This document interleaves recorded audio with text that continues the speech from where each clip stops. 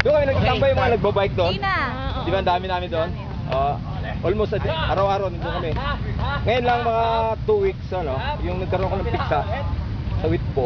Hindi ako nagbabike kasi ang bike ko 4 eh. Meron akong 3 road bike at saka isang mountain bike. Hindi ako nagbabike yung every morning. Nag-start ako ng mga 5:30, 6 hanggang 9. Tapos nagtatambay ako doon sa may mga upuan kami doon eh.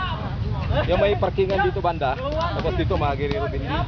Yung may tindahan na isang lang, sa gitna. Di pagliko mo, di ba pasok? Di ba yung dito? Di pa kanan ka, di ba? Yung doon yung unang kanto doon, di ba may tindahan dito, bilihan ng mga mineral water, soft drinks, doon kami nagpo-coffee every morning. Kaya nakita ako, walang kasi yung mga ibang instructor, hindi sila mamaya. Siyempre mga professional doon. Ito, galing States naman, mag-English eh. Siyempre, mga gusto ko disente ba?